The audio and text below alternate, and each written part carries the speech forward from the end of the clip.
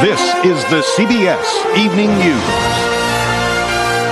with Dan Rather and Connie Chung.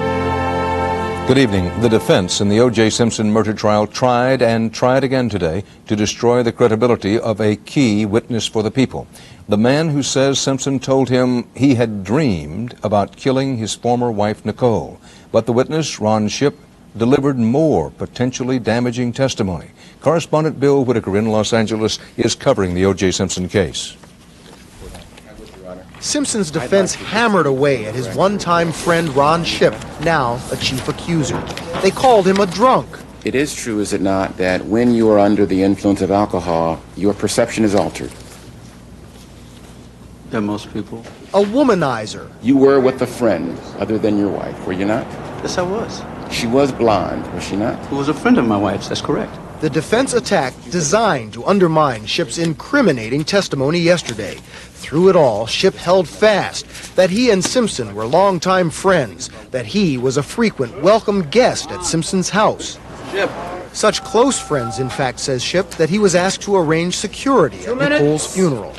But before Shipp or the jury were seated today, attorneys argued whether the jury should even have heard his dramatic testimony that Simpson had confided that he had dreamt of killing his ex-wife Nicole.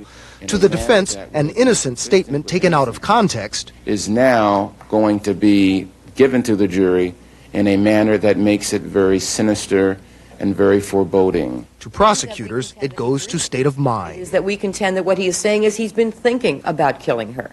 And that is precisely what he's been charged with. But in fact, I think Walt Disney said it best in, I think, what was it, Sleeping Beauty? A dream is a wish your heart makes. But this is no fairy tale for Simpson. Judge Ito allowed the testimony to stand, unleashing the defense attack.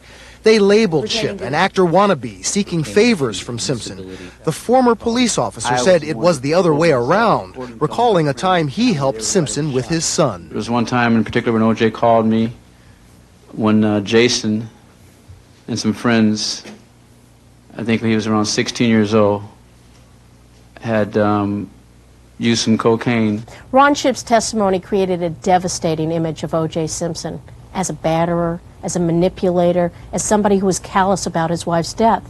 And the cross-examination only increased the impact of that testimony. Late in the afternoon, Special Investigator Mike Stevens told of retrieving belongings from Nicole's safe deposit box at this bank last December, including photos of her after the 1989 beating and this apology letter from O.J. Simpson. "Let me start by expressing how wrong I was for hurting you," Simpson wrote. "There's no accepting excuse for what I did. As we drove home New Year's night, I felt great about everything and have never been more in love with you," he wrote, thinking and trying to realize how I got so crazy. He ended, "I just want to be with you." Now prosecutors will continue to try to paint O.J. Simpson as a batterer. The next witnesses up will testify about another dramatic 911 call, this one from 2 years ago, when Simpson allegedly threatened Nicole after kicking in the door to her house. Dan? Bill Whitaker in Los Angeles. Thanks, Connie.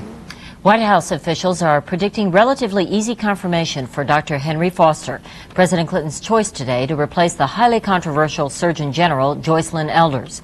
But there's already some thunder from the Republican right. One critic calling the new nominee Elders Light. White House correspondent Rita Braver reports.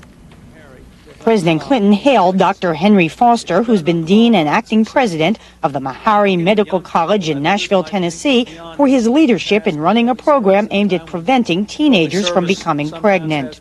Working with young people that others might think beyond help, he built up their self-esteem. He taught them job skills. He encouraged them to stay in school. This is a problem that cuts across all socioeconomic strata. There are, however, demonstrated ways